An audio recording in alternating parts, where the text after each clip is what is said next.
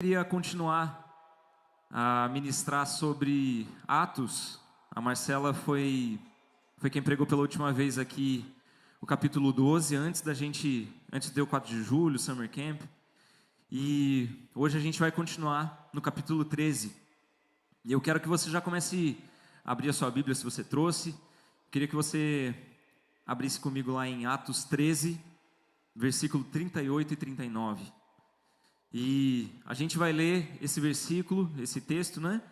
Porém, depois que a gente lê, a gente vai voltar um pouquinho, vai passear um pouco pelo capítulo, para a gente entender o que estava acontecendo com Paulo, o que estava acontecendo naquela região e todo o contexto. Amém?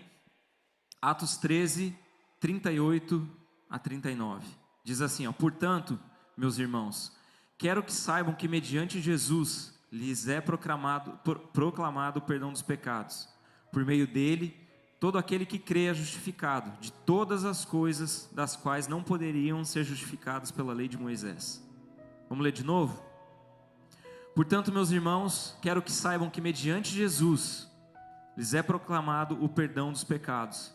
E por meio dele, todo aquele que crê é justificado de todas as coisas das quais não podiam ser justificados pela lei de Moisés. Abaixa sua cabeça rapidinho. Jesus, nós te agradecemos pela Tua palavra, Pai. Eu te agradeço, Deus, porque a Tua palavra tem poder e ela pode ir no mais profundo do nosso coração, Deus, onde homem nenhum pode chegar. A Tua palavra, ela alcança. E o meu pedido nessa noite, Deus, é que o Senhor possa encontrar terrenos férteis, Deus, terrenos preparados, para que quando a semente for lançada, Deus, essas sementes possam frutificar e vidas sejam transformadas, Pai. No nome de Jesus, Pai, que o Senhor cresça agora, que eu diminua, que Teu Espírito Santo fale através das palavras que serão lançadas aqui nessa noite, Pai. Nós te agradecemos em nome de Jesus, amém. Amém. Então, a gente leu ali, e antes da gente continuar, a gente vai dar uma volta, como eu falei, a gente precisa voltar lá no começo do capítulo, no versículo 1. Se o Arthur quiser acompanhando aqui, a gente não vai ler tudo, mas eu vou narrando a história para vocês. Então a gente vai ver que no versículo 1, a gente tem o envio de Barnabé e Paulo para sua primeira viagem missionária. E ali eles passam por vários lugares, né? Seleucia, depois Chipre, Salamina, Pafos, que é uma ilha que fica no Chipre também. E lá em Pafos, né, eles encontram Bar Jesus, que era um falso profeta e um judeu. E ele usava, né, das mágicas dele para enganar as pessoas. E depois deles concluírem essa viagem, eles seguiram para Perge da Panfilha e de lá eles vão para Antioquia da Psídia. E que é onde a gente vai focar hoje, tá? Então, só para vocês saberem, fatos de curiosidade, existiam várias Antioquias naquela época. Eram aproximadamente 17, perdão. E hoje, essa Antioquia da Psídia é chamada de Antáquia e ela se localiza no sul da Turquia. Então, quando você for para a Turquia, você pode ir lá visitar. Existe isso até hoje. E essa região ela é conhecida como o berço do cristianismo, muito por conta de Paulo. Ele passava muito por lá, foi uma região muito visitada por ele. Então, só por caso você vá para a Turquia, é uma região interessante de conhecer. No versículo 14, Paulo e Barnabé, eles chegam nesse lugar que a gente estava falando, eles chegam nessa cidade e eles vão para a sinagoga. E eles vão para a sinagoga para ouvir para o que estava acontecendo lá. Praticamente estava acontecendo um culto. O rabino estava pegando o livro da lei, estava lendo o livro dos profetas, e Paulo e Barnabé, eles sentam lá. Só que no final da leitura, acontece que um dos chefes das sinagogas, ele se levanta e fala para a multidão que estava ouvindo ele lá, falando o seguinte: se alguém de vocês tiverem uma palavra de exortação, alguma palavra que vocês quiserem trazer, por favor, fiquem à vontade.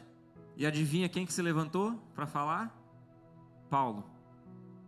E aqui foi o primeiro registro que a gente tem de Paulo, uma pregação de Paulo aqui na Bíblia. Lucas relata isso em Atos 13. E é a primeira coisa que eu quero focar com vocês nessa noite, o primeiro ponto que a gente vai conversar um pouco sobre isso, que é: esteja preparado quando a oportunidade chegar. esteja preparado quando a oportunidade chegar. Eu confesso para vocês que, enquanto eu estava lendo o capítulo 13, vários pontos foram saltando na minha leitura. E esse foi o primeiro deles.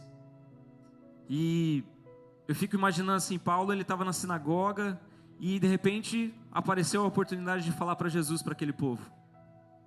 E ele não pensou duas vezes, ele foi, pegou e foi lá para frente falar. E às vezes acontece, se ainda não aconteceu, provavelmente aconteça com você. Mas vão existir várias oportunidades para que a gente fale de Jesus. Vão aparecer oportunidades, às vezes numa conversa informal que você tem, às vezes num ambiente não tão favorável, não dentro da igreja, às vezes com seus familiares, com seus amigos da escola, trabalho, enfim. Mas quando essa oportunidade aparecer, será que você vai estar preparado, na ponta da língua, para falar sobre Jesus para essas pessoas? E eu não sei se você consegue se imaginar nessa situação. Pensa você lá agora na sinagoga e tendo essa oportunidade. O que te impediria de falar de Jesus para essas pessoas? Talvez o medo, talvez a vergonha, não sei. Talvez a falta de preparo. E eu não sei se já aconteceu isso com vocês, mas comigo já em alguns momentos que aconteceram de ter a oportunidade e eu ficar assim, mas será que é, não sei o que, a pessoa vai embora e aquele negócio ficava na minha cabeça. E linkando com essa história, aconteceu algo parecido comigo esses dias, mas foi numa conversa de telefone. Eu estava conversando com o Vinícius, não o Vinícius da Marcela, com o Vinícius Alves, que pregou para vocês no Go Conference. E na nossa conversa falando sobre evangelismo, eu estava falando com ele. Aí ele falou assim, Lê, posso te propor um desafio? Deu, pode. Ele falou assim, finja que eu não sou mais eu agora, e que eu sou uma pessoa que está se abrindo com você, que está passando por várias dificuldades, está angustiado, está passando por vários problemas, e eu quero saber o que Jesus fez na sua vida, como que Jesus transformou a sua vida, me conta um pouco da sua história. E aí eu, beleza, só falei isso, beleza, e continuei dirigindo dele, ficou aquele silêncio no telefone dele. Eu estou te esperando, começa a falar, você tem 1 minuto para falar de Jesus para mim. Aí eu, caramba, sério, eu estou dirigindo e agora o que eu faço? E aí eu sei que eu comecei a falar, mas foi algo que eu não estava preparado, estava meio enrolado, e eu dirigindo, eu dei umas travadas, aí fui falando, não foi muito convincente, sabe? E aí no final ele falou bem assim, Lê, você está vendo como as coisas são, né? Às vezes a gente acha que a gente está preparado, mas quando chega a oportunidade, quando chega a necessidade da gente fazer, a gente não sabe nem por onde começar. E aí, ele me fez fazer isso, e é algo que eu proponho para que vocês façam também. Ele falou assim, Lê, escreve alguma coisa. Já tem material pronto sobre isso, tá, gente? Sobre pregação no elevador, os 4 pontos da salvação e tal. Dá para você pesquisar sobre isso. Mas ele me falou para eu escrever. Ele falou assim, cara, escreve isso. E fique treinado, fique pronto, porque a oportunidade vai aparecer. E a gente precisa estar preparado, para que quando essa oportunidade chegar de anunciar as boas novas, a gente esteja com tudo na ponta da língua. E eu queria propor isso para vocês. Não sei se vocês vão chegar, vão escrever e vão pregar para vocês mesmos na frente do espelho, ou se vocês vão pegar alguém, amigo de vocês, e falar assim, hoje sou eu e amanhã é você. Prepara aí que a gente vai fazer um negócio legal. Porque eu tenho certeza que a oportunidade vai chegar. E a gente precisa estar pronto, precisa estar preparado. Amém? Continuando, voltando para o texto. Então, Paulo ele se levanta no meio da sinagoga e ele assume essa responsabilidade e assume essa oportunidade de pregar para os judeus e para os gentios que estavam ali na sinagoga. E o mais legal que a gente vai ver aqui no texto é que Paulo ele não chega apontando o dedo na cara dos judeus, falando, vocês são pecadores, vocês vão para o inferno. Ele chega conectando com eles. Paulo era judeu. E ele já sabia tudo o que acontecia. E ele tinha propriedade para chegar com eles e conversar sobre isso. Então ele começa se conectando. Olha lá comigo, Atos 13, versículo 17.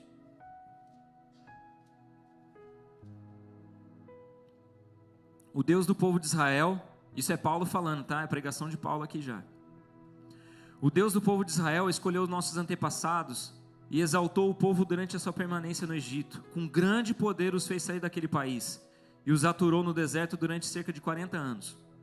Ele destruiu 7 nações em Canaã e deu a terra deles como herança ao seu povo. Tudo isso levou cerca de 450 anos. Então, esse primeiro trecho aqui da pregação, Paulo ele passa pela peregrinação do povo de Israel no Egito, a libertação do povo e a chegada na terra prometida. Depois disso ele fala assim, depois disso, ele lhes deu juízes até o tempo do profeta Samuel. Então o povo pediu um rei e Deus lhe deu Saul, filho de Quis, da tribo de Benjamim, que reinou 40 anos. Depois de rejeitar Saul, levantou-lhes Davi como rei, sobre quem testemunhou: encontrei Davi, filho de Jessé, homem segundo meu coração, e ele fará tudo o que for da minha vontade. Então ele passa pelos profetas, chega ali Saul, nos reis, Davi, e aí Davi é o ponto onde ele realmente queria chegar. Olha o versículo 23. Da descendência desse homem, de Davi, Deus trouxe a Israel o Salvador Jesus, como prometera. Então, ele começa falando exatamente sobre o livro da lei, os profetas, ele vai passeando exatamente o que eles já estavam fazendo ali, dentro da sinagoga. E ele pega Davi para fazer a ponte para chegar até Jesus. Ele precisava fazer tudo isso para conectar com aquele povo. E aí a partir do versículo 26, que a gente vai ver, ele começa a chamar a atenção do povo para o cumprimento das promessas que estavam no Antigo Testamento, no livro da lei que eles acabaram de ler, para mostrar que em Jesus as promessas estavam se cumprindo. E aqui a gente não vai entrar nos textos, mas no meio disso aqui ele cita 3 textos do Antigo Testamento, que estabelecem Jesus como aquele que cumpre a promessa da vinda do Messias, que é Salmo 2:7, Isaías 55:3 e Abacuque 1:5. Vamos ler aqui, no versículo 26 e diante. Irmãos, filhos de Abraão, e gentios que temem a Deus, todo mundo que estava ali na sinagoga, a nós foi enviada essa mensagem de salvação. O povo de Jerusalém e seus governantes não reconheceram Jesus, mas ao condená-lo, cumpriram as palavras dos profetas, que são lidas todos os sábados. Ou seja, ele estava falando bem assim, mesmo com a morte de Jesus, mesmo com tudo aquilo que estava acontecendo de condenar ele, as profecias estavam se cumprindo. As promessas, as palavras que os profetas falavam estavam se cumprindo. Mesmo não achando motivo legal para uma sentença de morte, pedindo a Pilatos que mandassem executar. Tendo cumprido, presta atenção, tendo cumprido tudo o que estava escrito a respeito dele, tiraram-no no madeiro e colocaram no sepulcro. Mas Deus ressuscitou dos mortos, e por muitos dias foi visto por aqueles que tinham ido com ele da Galiléia para Jerusalém. E eles agora são testemunhas dele para o povo. Então as pessoas que andavam junto com Jesus, os discípulos, o pessoal que acompanhava ele. Nós lhes anunciamos as boas novas. O que Deus prometeu a nossos antepassados, ele cumpriu para nós, seus filhos, ressuscitando Jesus, como está escrito no Salmo 2, tu és meu filho e hoje eu te gerei. E ele continua, até chegar no versículo que a gente leu no começo, que é versículo 38 e 39, que é: portanto, meus irmãos, quero que saibam que mediante Jesus lhes é proclamado o perdão dos pecados, por meio dele, todo aquele que nele crê é justificado, e todas as coisas das quais não podiam ser justificadas por meio de Moisés, pela lei de Moisés. Então aqui Paulo, nesses 2 versículos que a gente leu no começo, era como se fosse a conclusão da pregação de Paulo, e ele estava indo para o apelo. E isso vai ser o tema central da nossa mensagem nessa noite, que é: não existe a justificação dos pecados sem Jesus. Repete comigo assim: não existe, mas agora com força e fingindo que vocês estão acordados, vamos lá. Não existe justificação dos meus pecados sem Jesus. E aqui eu quero trabalhar com vocês o conceito de perdão e o conceito de justificação. Existem algumas diferenças. E perdão é uma ação de remover a culpa e a punição que está associada a um erro, a uma ofensa. E a justificação é o ato de Deus de declarar a gente justos, mesmo que a gente tenha pecado. Então Deus justifica todas as coisas. Para exemplificar isso para vocês, tenta criar essa cena junto comigo. Pensa que você agora é um condenado Você é acusado de vários crimes, acusações, e a gente vai usar uma lista aqui como se fosse de pecado. E você tem um julgamento. E você se apresenta perante o juiz. E você chega no juiz e o juiz começa a falar: então, fulano, a gente tem uma lista aqui de vários pecados, vários problemas que você tem. E a lista aqui é extensa. É mentira, procrastinação, preguiça, sexo antes do casamento, pornografia, masturbação, roubo. Se a gente continuar aqui a lista, a gente não para de falar.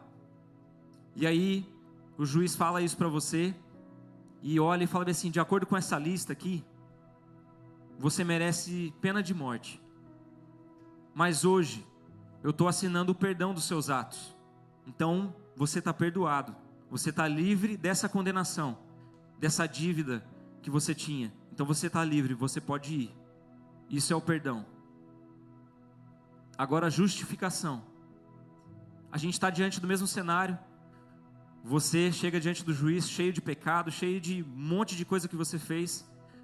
Mas, na hora da sentença, o filho do juiz, ele estava presente no seu julgamento. E ele se levanta e fala assim, ó: pai, espera um pouquinho. Eu vou assumir a culpa do acusado.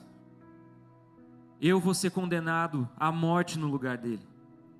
Que tudo de errado que ele fez, de todo pecado que ele cometeu, que ele comete ou que ele ainda vai cometer, que toda essa culpa recaia sobre mim.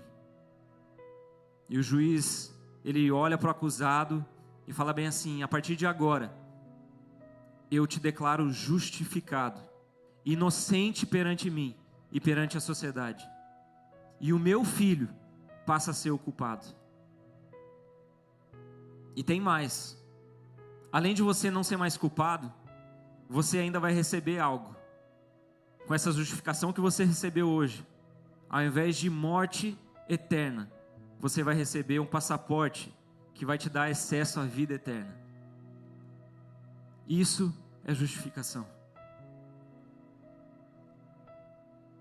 Justificação é o cancelamento de uma culpa legal que a gente tinha. A justificação, ela salva a gente do passado e assegura o nosso futuro. O justificado, quem é justificado tem acesso às promessas de Deus. As promessas que Ele prometeu somente aos justos. Deus é justo e justificador. Ele é justo porque Ele puniu o pecado, mas quem recebeu a punição foi Ele mesmo, através de Jesus. E Ele é justificador, porque Ele exerceu misericórdia para nos salvar.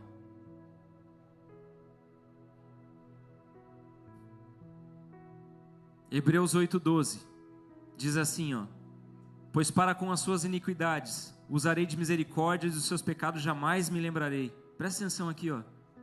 Pois para com as suas iniquidades usarei de misericórdia, e dos seus pecados jamais me lembrarei. 2 Coríntios 5:21 diz assim: Deus tornou pecado por nós, aquele que não tinha pecado, para que nele nos tornássemos justiça de Deus.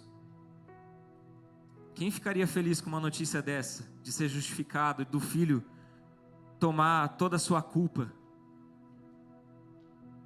E eu confesso para vocês que eu não tenho vergonha nenhuma de falar isso, porque eu tenho praticamente 20 anos que eu estou dentro da igreja. E parece que a minha ficha só caiu agora, sobre o que é você ser justificado. E cara, quando você entende isso, e a gente vai falar um pouquinho mais para frente sobre isso, quando você entende o peso disso, a importância disso, eu tenho certeza que a tua vida vai ficar muito mais leve, para que você consiga fluir e consiga ir naquilo que Deus chamou para você fazer. E para mim um dos exemplos mais sensacionais de justificação na Bíblia é o ladrão que está do lado da cruz de Jesus. Lucas 23 diz assim, ó, 23:39, um dos criminosos que estavam ali dependurados lançava-lhe insultos: você não é o Cristo, salva-se a si mesmo e a nós. Mas o outro criminoso o repreendeu dizendo: você não teme a Deus, nem estamos sobre a mesma sentença? Nós estamos sendo punidos com justiça, porque estamos recebendo o que os nossos atos merecem. Mas este homem não cometeu nenhum mal. Então lhe disse: Jesus, lembra-te de mim quando entrares no teu reino. E Jesus lhe respondeu: eu lhe garanto, hoje mesmo você estará comigo no paraíso.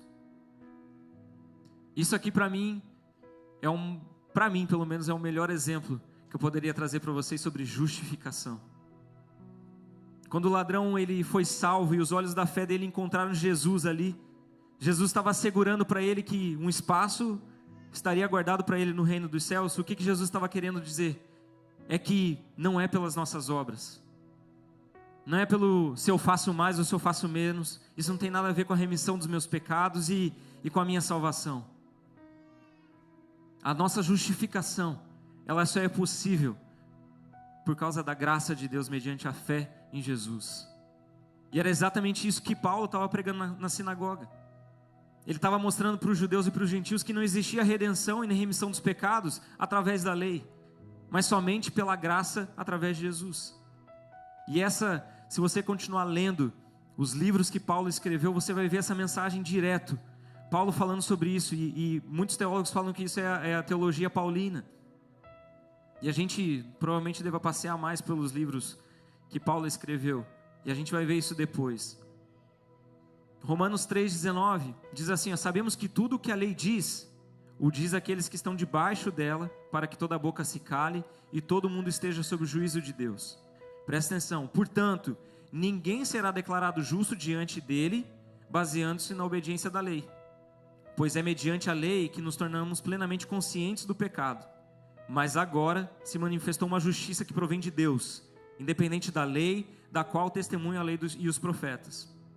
Justiça de Deus mediante a fé em Jesus Cristo para todos os que creem.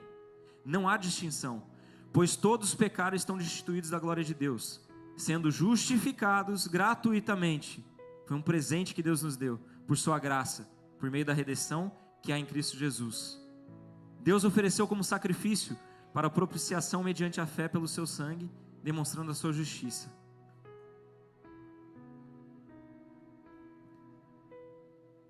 O que Paulo estava querendo falar para eles é que a lei e os mandamentos, eles não têm o objetivo de salvar o homem e nem podem fazer isso. Mas a lei e os mandamentos, eles servem e estão ali para estabelecer o nosso comportamento moral e também para trazer consciência do pecado. É o que diz aqui em Romanos, que a gente acabou de ler. A lei, ela serve para mostrar a santidade de Deus. Como que a gente consegue ver essa perfeição de Deus? A lei mostra para a gente como que é ser uma pessoa 100% perfeita. Mas a pergunta que fica é: será que a gente consegue realmente ser 100% perfeito?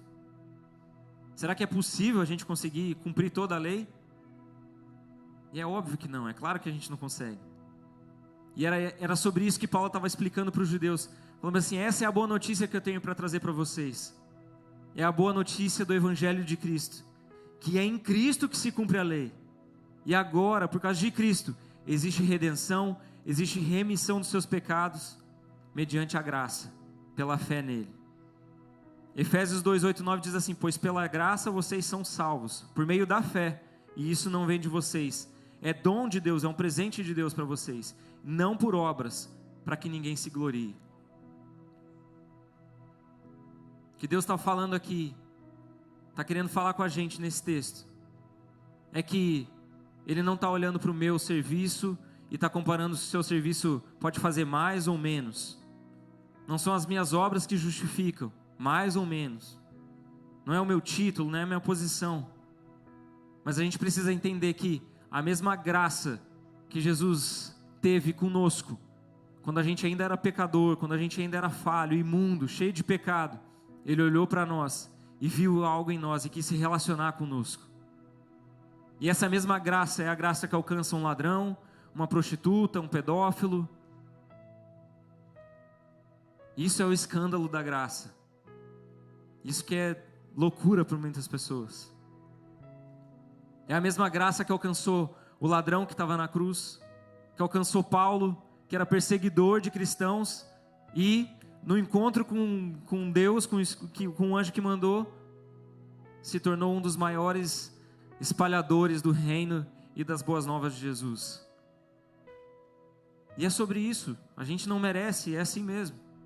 Mas Ele amou a gente primeiro, Ele se entregou por nós. A morte e a ressurreição de Cristo é a maior prova de amor por mim e por você. É a maior prova que existe uma chance. Eu orei isso aqui, graças a Deus que Jesus morreu no nosso lugar, porque isso é a prova que existe uma chance para mim e para você. E nada que você faça muda isso. E a única solução que a gente tem na nossa vida é através de Cristo. Se chama Jesus. Às vezes a gente acha que a solução é trocar de governo, porque o governo A vai ajudar não sei quem, e o presidente B vai não sei quem. Que o pastor A é o melhor que o pastor B, e isso aqui vai ser a solução, ou o líder.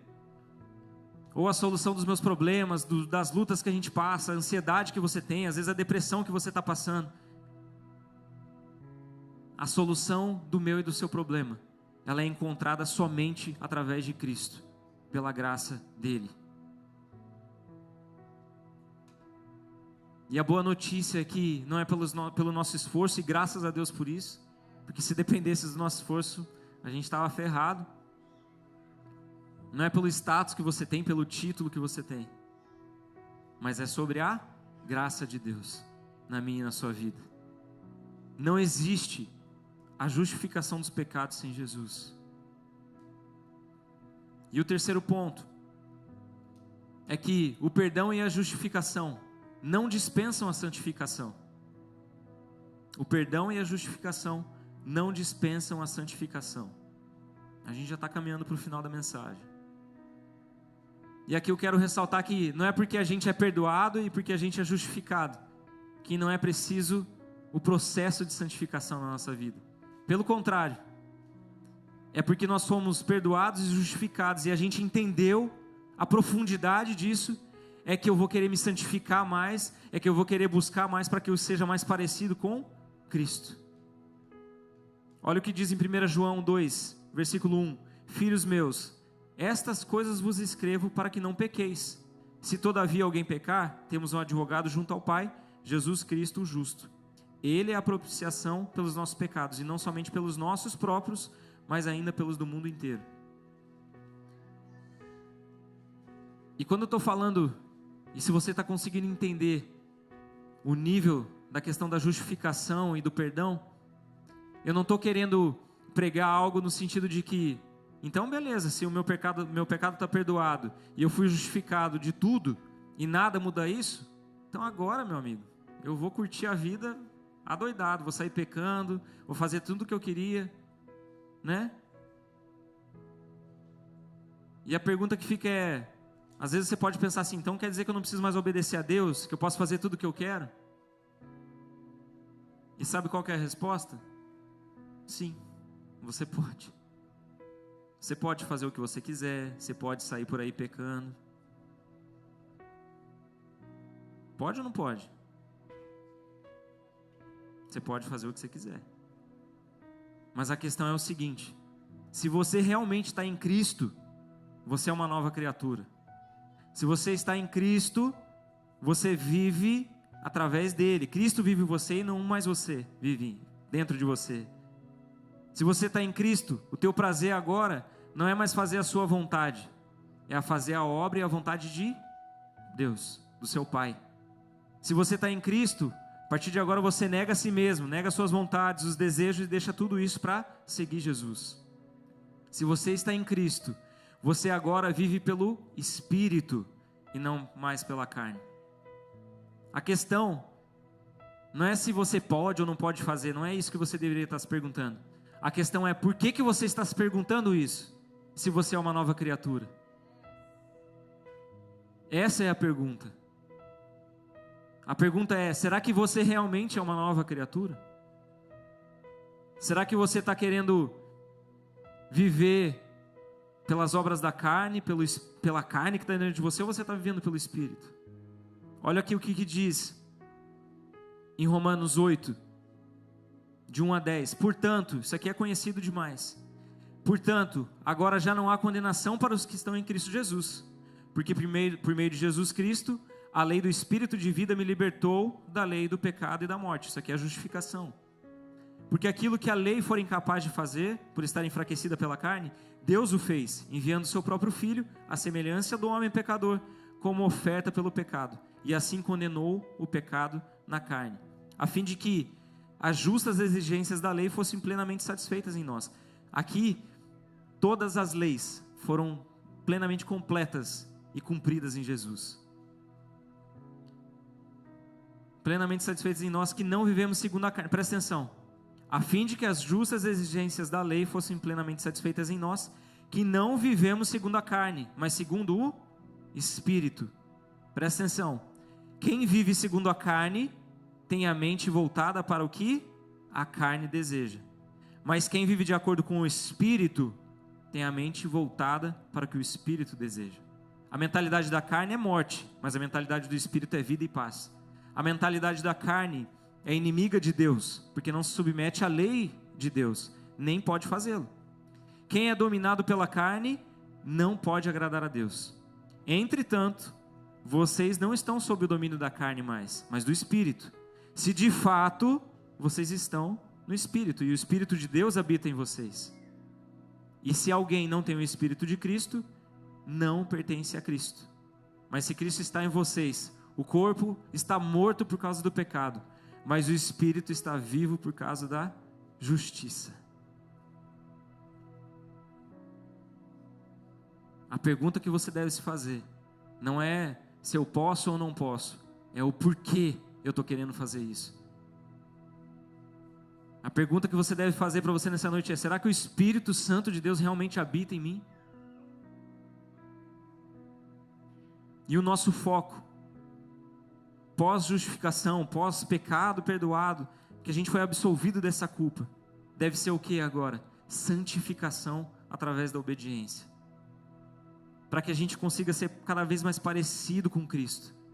Essa deve ser a nossa busca, o nosso anseio. Como filhos obedientes, que não se deixam moldar pelos maus desejos de outrora, quando viviam na ignorância. Mas assim como é santo aquele que o chamou, sejam santos vocês também em tudo que fizerem. Pois está escrito: sejam santos, porque eu sou santo.